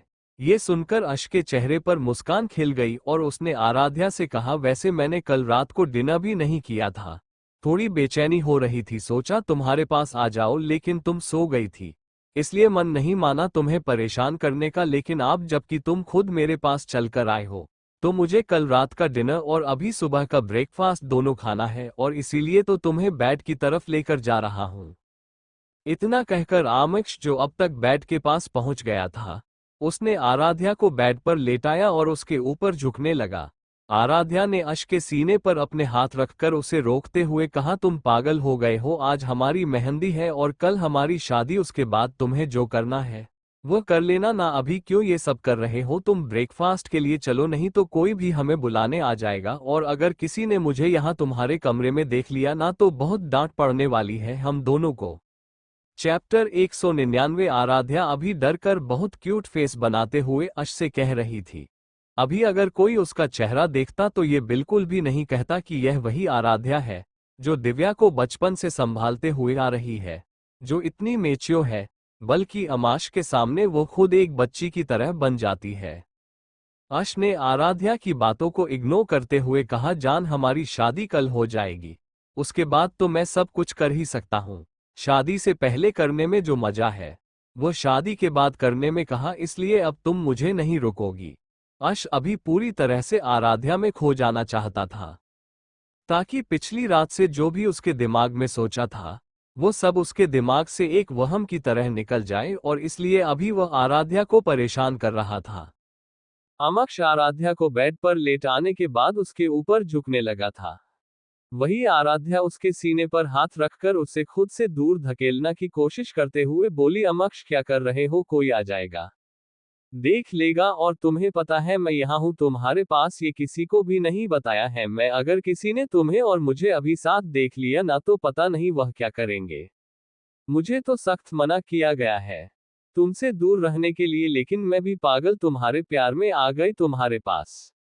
आराध्या ने जो अभी कहा था वो सुनकर अश के होठों पर मुस्कान आ गई, और उसने झुककर आराध्या के होठों को अपने होठों के कैद में लेने से पहले कहा, तो यही तो मैं चाहता हूँ कि मेरी मोहब्बत में तुम पागल हो जाओ और सिर्फ मुझे याद रखो, क्योंकि अगर तुमने मेरी जगह किसी और को अपने दिल में जगह दी तो मैं उस जान से मार दूंगा। ये कहते हुए अश सीरियस हो गया था। उसकी फेशियल एक्सप्रेशन जो अभी तक आराध्या को छेड़ने वाले थे वो अब सख्त हो गए थे। उसे अचानक ऐसी फेशियल एक्सप्रेशन लाते हुए देखकर आराध्या ने उसके चेहरे को थामकर अपने नजदीक खींचते हुए कहा, मेरी जिंदगी में पहले इंसान भी तुम हो और मेरी जिंदगी के आखिरी इंसान भी तुम ही रहोगे, इसलिए तुम्हारी जगह कभी कोई नहीं ले सकता, कभी नहीं। इतना कहते हुए खुद आराध्या ने अपने होंठ आमक्ष के होठों पर रख दिया। वही आराध्या की लफज अश को वह सब सोचने पर वापस से मजबूर कर चुके थे जो टीना ने उससे कहा था, लेकिन फिर अश ने अपने दिमाग के ख्यालों को झटका और वह आराध्या के ऊपर पूरा झुककर उसे किस करने लगा, क्योंकि उसके लिए बीते हुए कल से ज्यादा जरूरी थी उसकी आराध्या और उसके साथ उसका आने वाला कल, जिसके लिए वो पिछले 5 सालों से तड़प रहा था। क्योंकि उसकी आराध्या उस एक रात के बाद उससे दूर चली गई थी, और वह भी पूरे 5 साल के लिए, और जो उसने चिट्ठी में छोड़ा था उसके लिए वह सब पढ़ने के बाद अश को हमेशा अपने अंदर कुछ टूटा हुआ सा महसूस होता था कि वह अपनी मोहब्बत को खुद पर यकीन ना दिल पाया था। अभी दोनों एक दूसरे के प्यार में गुम होते उससे पहले ही उन्हें एक आवाज आई, जिससे दोनों हड़बड़ाकर दूर हटे और आवाज की दिशा में देखने लगे। यह आवाज थी अक्षत की, जो दंदनाते हुए उनके कमरे के अंदर आने आ गया था। अक्षत ने अपनी आंखों पर हाथ रखकर पलटते हुए कहा, ओ सॉरी, मैं तो यहाँ भाई को नाश्ते के लिए बुलाने आया था, लेकिन मुझे नहीं पता था कि भाई यहाँ पर किसी के साथ पहले से नाश्ता कर रहे हैं। इतना कहते हुए अक्षत रुक गया, क्योंकि उसने आराध्या का चेहरा नहीं देखा था। आराध्या का चेहरा अश की वजह से ढका हुआ था। फिर अक्षत ने गुस्से से उबलते हुए अश से कहा, भाई आप ऐसे हो मैंने कभी सोचा नहीं था। अभी शादी होने तक आपको मेरी आराध्या भाभी से दूर रहने के लिए कहा गया है, तो आप ऐसे दूसरी लड़कियों के साथ, छी भाई छी, मैं तो ऐसा कभी सोच भी नहीं सकता था कि मेरे अश भाई मेरी होने वाली भाभी आराध्या भाभी को धोखा देंगे। मैं अभी के अभी जाकर आराध्या भाभी को बताता हूँ कि वह आपसे ये शादी तोड़ दे, आप उनके लायक नहीं हो।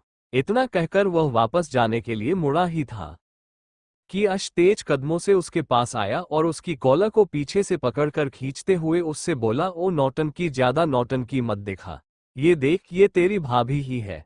इतना कहते हुए अश ने अक्षत को आराध्या के सामने खड़ा कर दिया। वही अश के ऐसा करने से अब आराध्या को बहुत शर्मा रही थी। वो कैसे अपना फेस अक्षत के सामने करे उसे समझ में नहीं आ रहा था। वही आराध्या का चेहरा देखने के बाद अक्षत की फेशियल एक्सप्रेशंस थे जैसे मैंने क्या बोल दिया?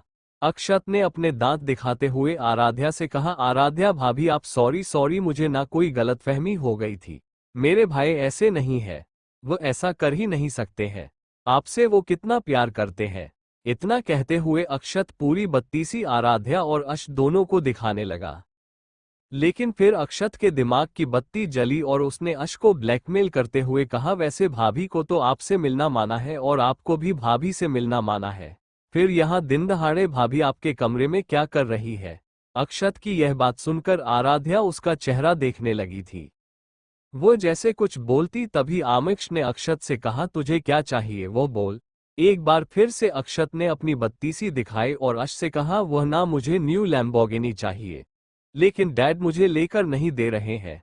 कह रहे हैं कि मैंने पिछली बार एक्सीडेंट कर दिया था, तो इस बार वह मुझे नहीं दिलाएंगे, लेकिन मुझे वह चाहिए, दिला दो।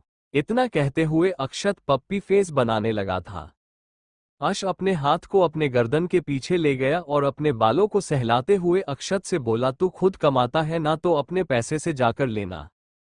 अक्षत चलते हुए अश के पास गया और उसके कॉलर को पकड़कर सही करते हुए उससे बोला, वह क्या है ना भाई, मैं भी छोटा हूं और छोटा भाई जब तक बड़े भाई और बाप की कमाई से कुछ लेना तब तक मजा आता है, जब अपनी कमाई से लेने लगे ना तो वह मजा खत्म हो जाता है, और मैं अपनी लाइफ से इस मजा को खत्म होने नहीं देना चाहता हूं।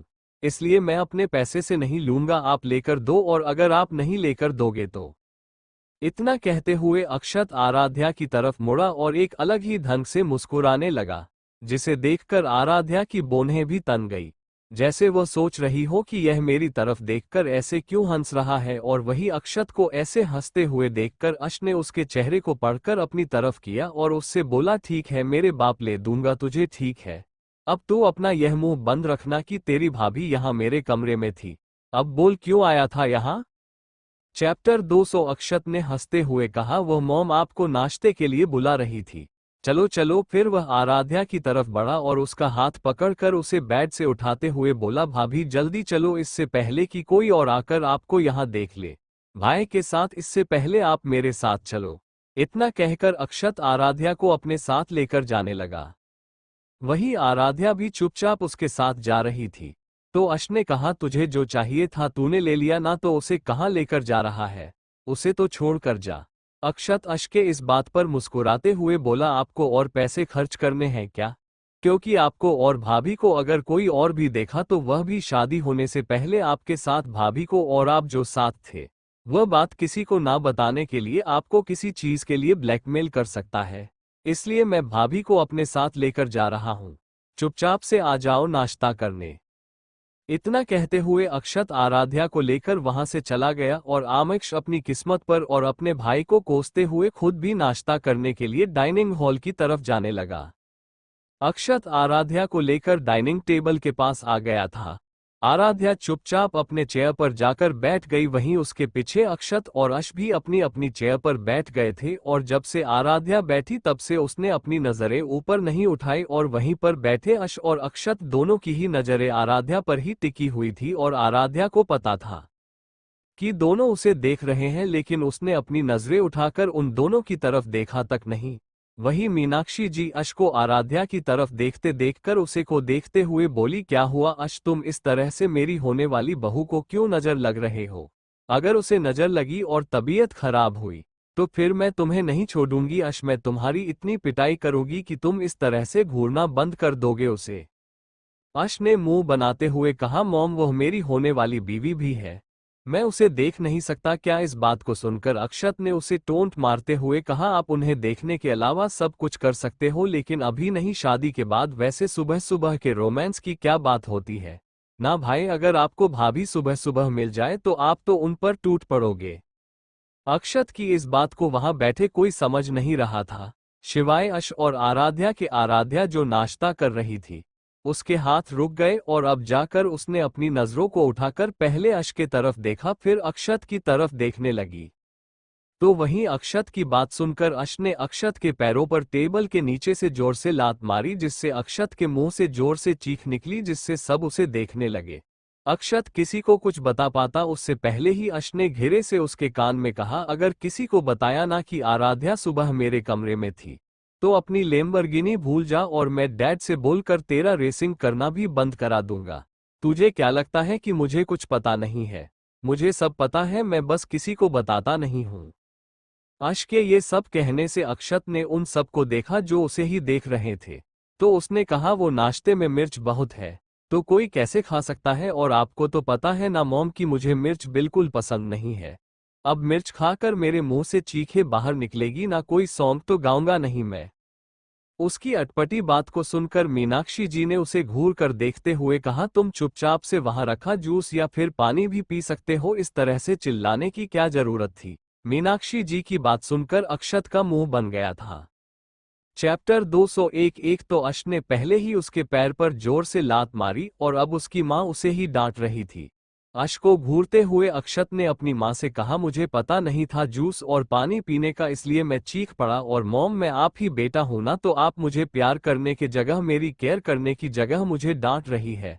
मुझे तो लगता है कि मैं आपका नहीं, किसी पड़ोसी का बच्चा हूं।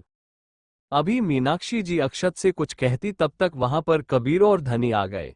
दोनों अपनी अपनी चेयर पर बैठे तो मीनाक्षी जी ने प्यार से दोनों को देखते हुए उनके लिए नाश्ता सर्व करके प्लेट उनकी तरफ बढ़ा दी। वही ईशा जी और महेंद्र जी वहीं बैठे नाश्ता कर रहे थे, लेकिन यहाँ पर रम्या जी और तन्मय जी नहीं थे और वही अनन्या वहां बैठी अक्षत की यह बेवकूफ़ी हरकत देख रही थी। उसने टेबल के नीचे से अश को अक्षत के पैरों पर मरते हुए भी देख लिया था और उसे समझ आ गया था कि कुछ ना कुछ अक्षत ने जरूर किया है, जिस वजह से अश ने उसे इस तरह से लात मारी है। सबका नाश्ता हो गया था और अब शाम को होने वाले मेहंदी की तैयारी कर रहे थे। पूरा राजमहल तो पहले से ही सजाया हुआ था, लेकिन जिनकी शादी हो रही थी उनको भी सजाना जरूरी था। इसी तरह शाम का वक्त हो गया था और अब बारी थी तैयार होकर मेहंदी में शामिल होने की। कबीर और दिव्या का कमरा। दिव्या अपने कपड़े कबर्ड से निकालकर बाथरूम की ओर जा रही थी शॉवर लेने के लिए, तभी कबीर, जो काफी देर से बाहर था, सारे अरेंजमेंट्स थक हारा अपने कमरे में आता है तो देखता है कि अभी दिव्या अपने कपड़े लेकर बाथरूम की ओर जा रही है, तो कबीर जाकर उसके गले लग जाता है। फिर कबीर दिव्या से अलग होकर उसके होठों पर अपने होंठ रख उसे किस करते हुए बाथरूम में लेकर जाता है और उसे शावर ऑन कर उसके नीचे लेकर खड़ा हो जाता है। लेकिन कबीर ने अभी तक किस ब्रेक नहीं किया था।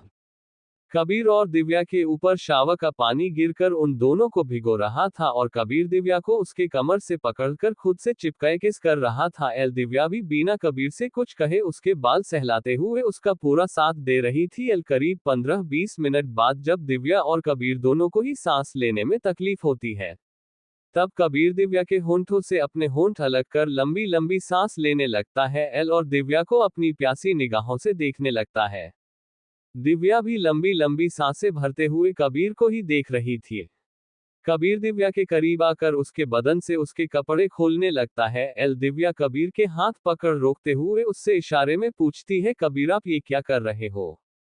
कबीर दिव्या की साड़ी को निकालकर उसके हाथ ऊपर कर उसके ब्लाउज को निकालते हुए कहता है, अपनी बीवी के कपड़े निकाल रहा हूं। कबीर की बात सुन दिव्या कबीर के हाथ छोड़ देती है। कबीर दिव्या के बदन से उसके कपड़े निकाल देता है। अब दिव्या सिर्फ अपने गारमेंट्स में कबीर के सामने खड़ी थी। कबीर दिव्या को देखते हुए कहता है, तुम्हें पता है अभी मेरा दिल तुम्हें बेइंतहा प्यार करने का कर रहा है, लेकिन मेरी बुरी किस्मत की अभी मैं खुद को तुम में एंटर नहीं कर सकता। कहते हुए कबीर दिव्या के गारमेंट्स भी खोलकर साइड में गिरा देता है। दिव्या खुद को छिपाने के लिए अपने हाथों का इस्तेमाल कर रही थी, लेकिन वह खुद को पूरी तरह से नहीं छुपा पा रही थी। दिव्या के गाल शर्म से लाल हो गए थे। जैसे ही दिव्या की नजर कबीर की नजरों से मिलती है, दिव्या अपनी नजरें नीचे झुका लेती है। कबीर दिव्या को शर्माते देख मुस्कुराते हुए कहता है, बीवी मुझसे क्या शर्माना, मैंने सब कुछ देखा है, तुम्हें हर जगह छुआ चूमा है, प्यार किया है।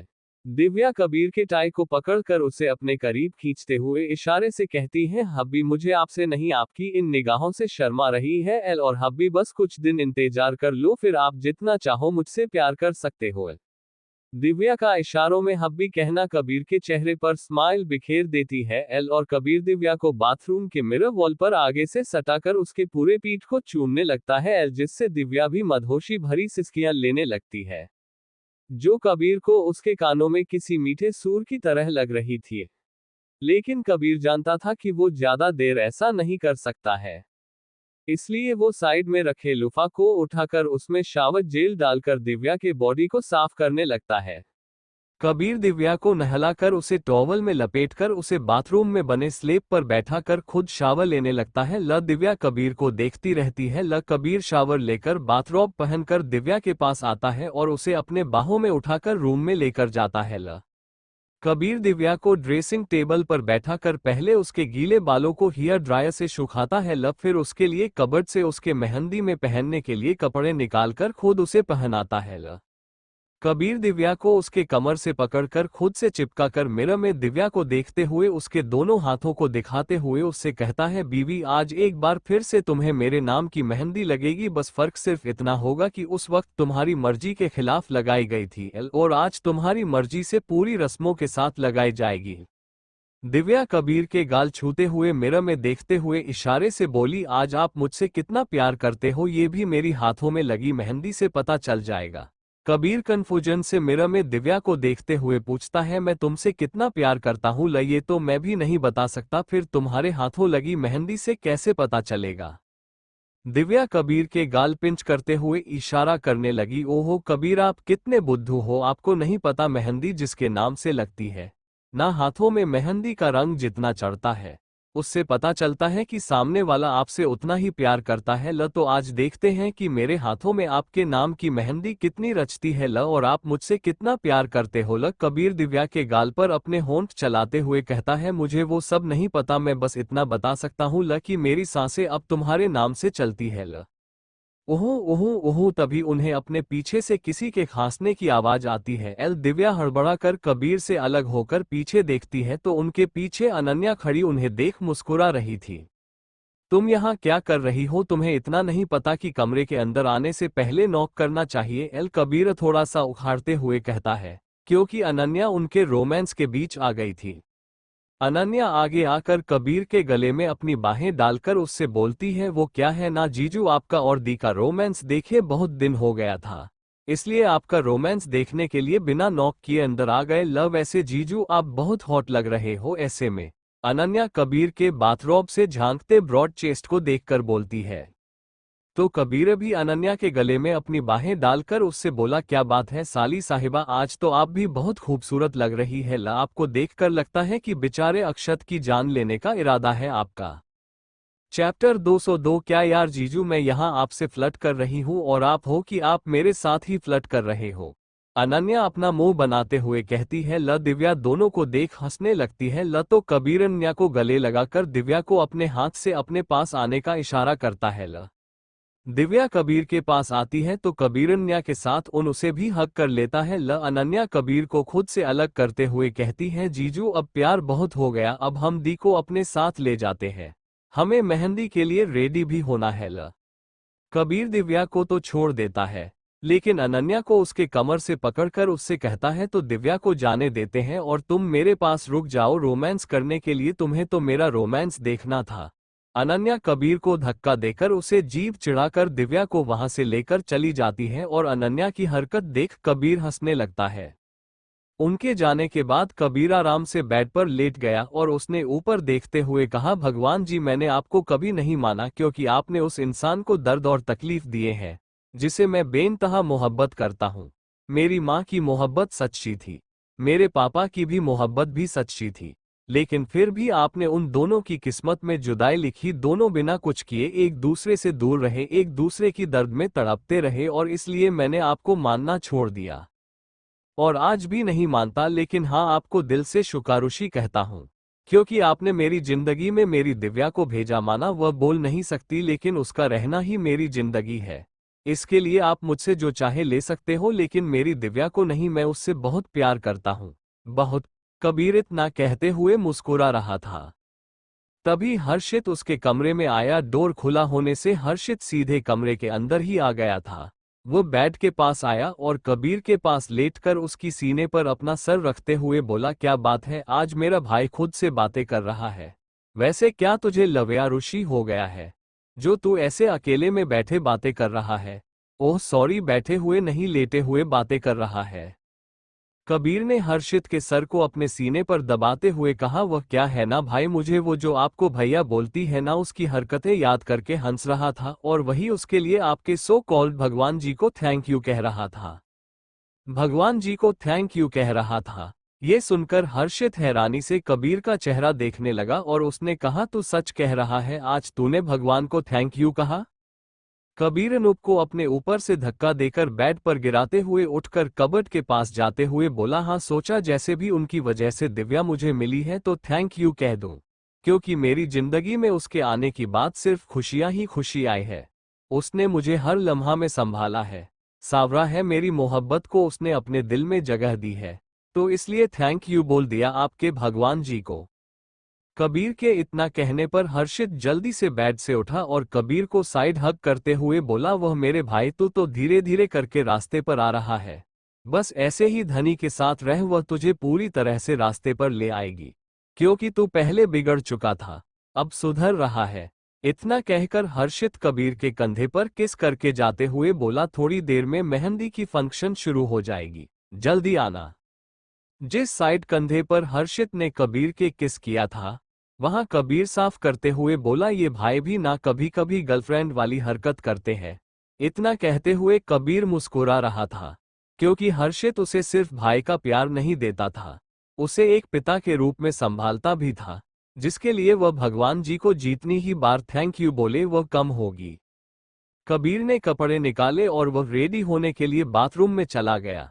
कुछ देर के बाद कबीर पूरी तरह से रेडी होकर बाहर आया। उसने परफ्यूम लगाया, बाल सेट किए और अपना फोन जो उसने बेड पर रखा था वो उठाकर कमरे से निकलकर चला गया। कबीर जब अपने कमरे से निकलकर हॉल की तरफ आया तो उसने देखा कि पूरे हॉल में 4 से 5 डबल साइज राउंड फिगर वाले बेड लगे हुए हैं और उन्हें बहुत ही खूबसूरत तरीके से डेकोरेट किया गया है।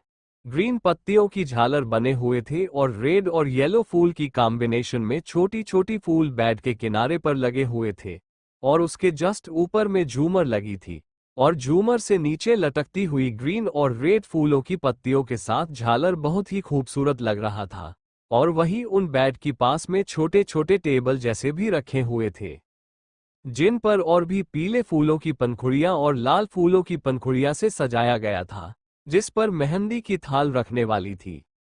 कबीर अभी यह सब देखकर मुस्कुरा ही रहा था कि तभी वहां पर रानी मां आ गई और कबीर को देखकर खुद भी मुस्कुराते में उससे बोली, हेलो मिस्टर शेखावत, कैसे हो आप? आई होप कि आपको हमारी इस राजमहल में किसी तरह की कोई प्रॉब्लम नहीं हो रही होगी।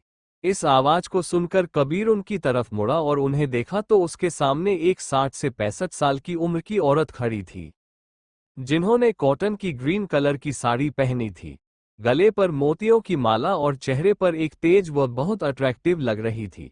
कबीर ने उन्हें देखते हुए कहा, क्या आप इस राजमहल की ओनर है? रानी मां कबीर की सवाल को सुनकर मुस्कुराई और बोली, हम सिर्फ इस राजमहल की ओनर नहीं है, हम इस पूरे राजस्थान की ओनर है। हम हुकुम साथ देवेश राजवंश की दादी है, जिन्हें वह मां कहते हैं।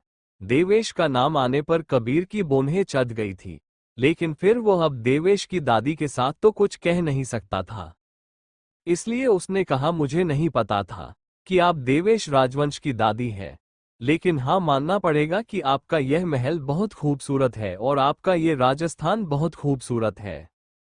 तभी रानी मां ने कबीर से कहा, वैसे मैंने सुना है कि एक बेहद कीमती और बेदाग खूबसूरत चीज तुम्हारे पास भी है, जिस पर मेरे पोते देवेश का दिल आ गया है। उनकी इतना कहते ही कबीर की नजरें सर्द हो गई और वह रानी मां को घूमने लगा। रानी मां का खुद का ऑरा बहुत ही ज्यादा सस्पाइसियस था, लेकिन फिर भी अभी कबीर के सामने खड़ी होकर उन्हें ऐसा लग रहा था कि वहां का स्तर नीचे गिरने लगा है। उन्हें कबीर से एक कोल्ड वाइब महसूस होने लगी थी। चैप्टर 203। कबीर ने दादी की तरफ 2 कदम बढ़ाते हुए उनसे कहा, वह क्या है ना रानी मां, आपके बेटे को गलत चीज ही पसंद आती है। हाँ, मेरे पास एक बेहद कीमती और बेदाग खूबसूरत चीज है, लेकिन मैं उसे किसी से बांट नहीं सकता। बांटना छोड़ो, उसे जो मुझसे लेने की कोशिश करेगा ना, मैं उसे कहीं का नहीं छोड़ूंगा, पूरी तरह से बर्बाद कर दूंगा, चाहे उसके लिए मुझे खुद ही बर्बाद होना क्यों ना पड़े। कबीर इतना कहकर वहां से चला गया। वही उसकी कोल्ड वॉइस और उसकी बातें सुनकर दादी बस उसे देख रही थी, क्योंकि देवेश ने उन्हें कबीर के बारे में बताया था लेकिन उसके ऑरा से वह अनजान थी और अभी जो कबीर भी सब कुछ देखकर मुस्कुरा रहा था, तो उन्हें लगा कि वह कबीर को अपनी बातों में फंसा सकती है, उसे मैनिपुलेट कर सकती है। लेकिन उसके कोल्ड ऑरा को महसूस कर दादी से और कुछ कहा ही नहीं गया था।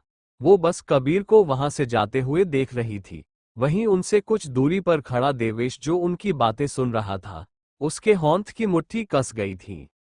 देवेश कबीर को वहां से जाते हुए देखने के अलावा कुछ कर नहीं सकता था, क्योंकि दिव्या भी कबीर से प्यार करती थी। अगर दिव्या की तरफ से कोई भी ऐसा इशारा देवेश को मिलता कि वह उससे प्यार करती है, तो वह कभी भी धनी को कबीर के पास नहीं रहने देता, कब का अपना बना चुका होता। लेकिन यहाँ पर बात यह थी कि दिव्या देवेश को नहीं बल्कि कबीर को प्यार करती थी। मेहंदी लगाने की सारी तैयारियां हो चुकी थी। ईशा जी और राम्या जी वहां आए और उन्होंने सारी तैयारी को देखते हुए कहा, सारी तैयारियां भी हो गई है और मेहंदी लगाने का वक्त भी हो गया है, तो हम होने वाली दुल्हन को लेकर आते हैं और उनकी मेहंदी फंक्शन को स्टार्ट करते हैं।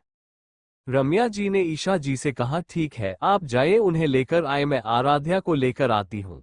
इतना कहकर रम्या जी और ईशा जी दोनों ही अनाया और आराध्या को लेने चली गई। वहीं अक्षिता को मीनाक्षी जी लेकर आ रही थी। मीनाक्षी जी ने एक जगह अक्षिता को बैठाते हुए कहा, अक्षिता अब तुम्हारी जिंदगी की नई शुरुआत होने जा रही है। तुम्हें अपने पति का ख्याल रखना होगा, उसकी हर एक चीज का और उसकी तुमसे जुड़ी खुशियों का भी। आज जो तुम्हारे हाथों में मेहंदी रचेगी उससे पता चलेगा कि तुम्हारा होने वाला पति तुमसे कितना प्यार करता है। उनकी बातें सुनकर अक्षिता की होठों पर एक मुस्कान खिल गई। उनके बातें करने तक धानी और ईशा जी अनाया को लेकर वहां आ गई थी और वहीं अनन्या और राम्या जी आराध्या को वहां लेकर आ गई थी।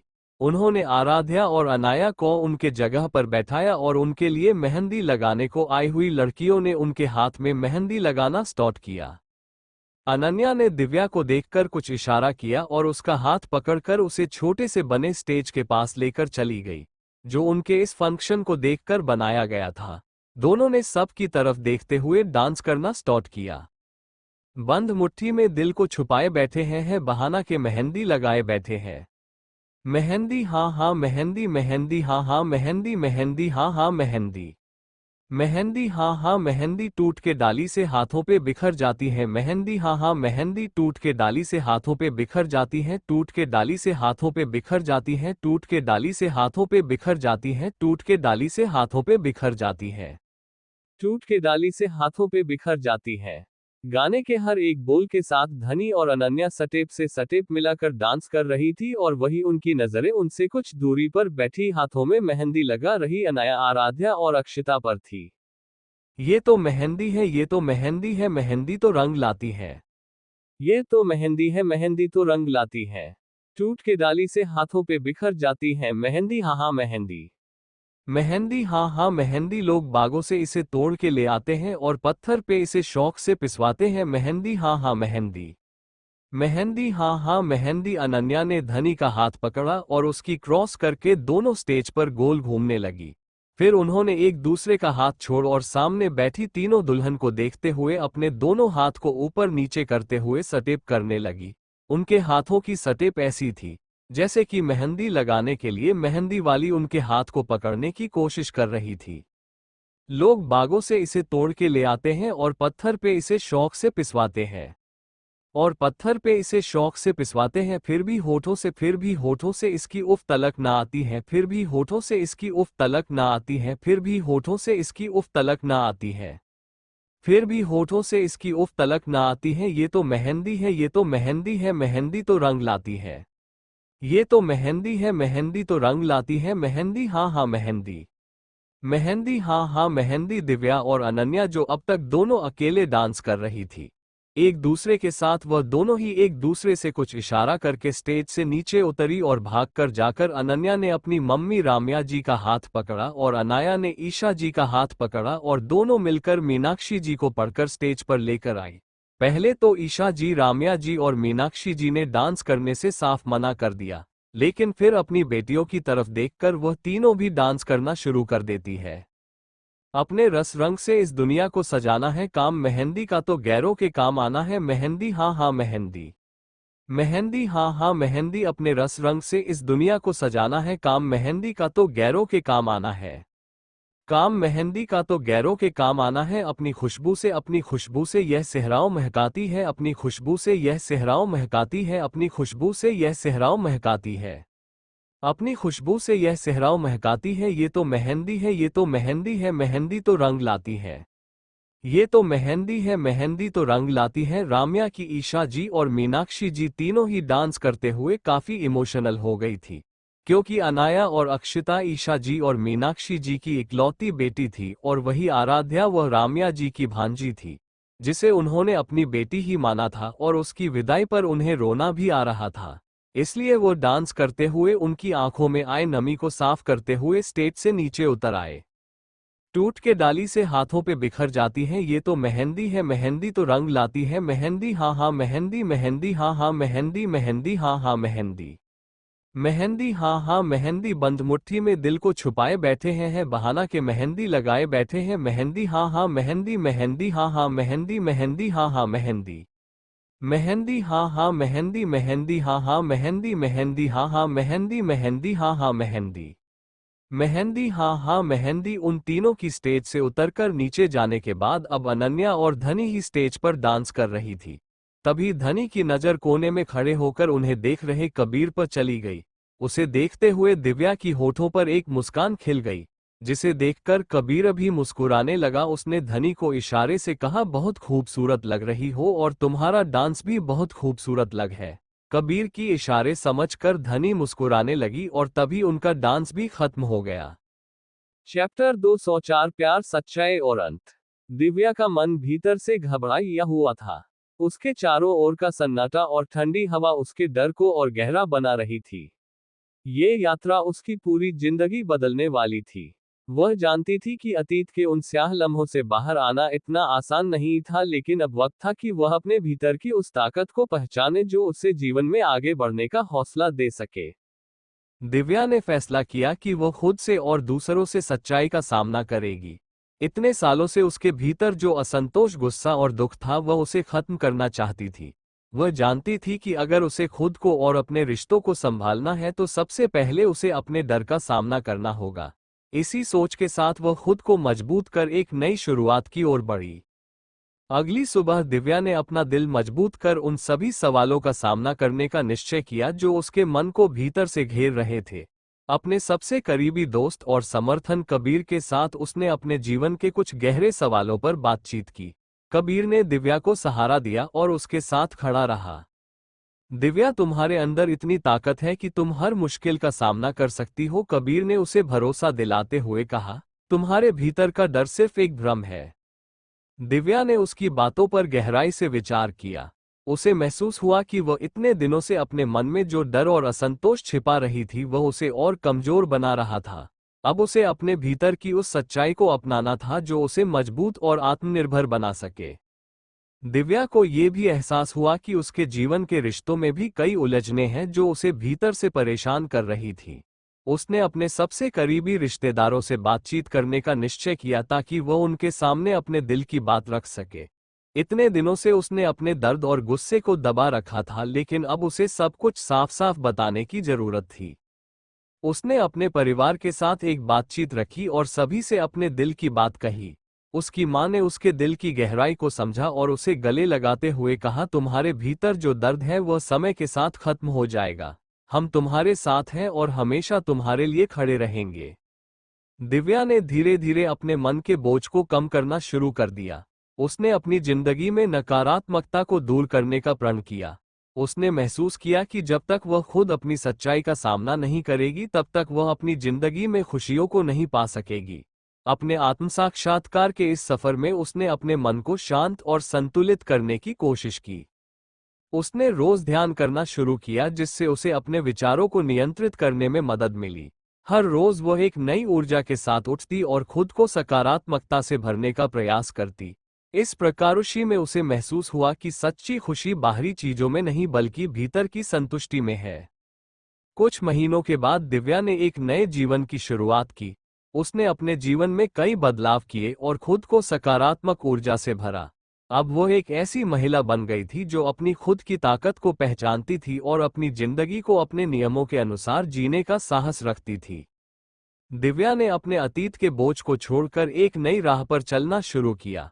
उसने अपने करियर में भी कई नए अवसरों का लाभ उठाया और अपने परिवार और दोस्तों के साथ मजबूत और सच्चे रिश्ते बनाए। दिव्या की यह यात्रा उसे उसकी असली पहचान और ताकत से मिलाने वाली साबित हुई। उसने अपने भीतर के डर और असंतोष को जीतकर खुद को आत्मनिर्भर और खुशहाल बना लिया। ये यात्रा न केवल उसके लिए एक सशक्तिकरण की मिसाल बनी बल्कि उन सभी लोगों के लिए भी प्रेरणा का स्रोत बन गई जो अपने जीवन में किसी न किसी तरह के संघर्ष का सामना कर रहे थे। इस प्रकार दिव्या की यह कहानी सच्चाई, आत्मसम्मान और एक नई शुरुआत की ओर अग्रसर हुई। उसने अपने अंदर की ताकत को पहचाना और अपनी जिंदगी को अपने तरीके से जीने का हौसला जुटाया। आपका शुक्रिया। एंड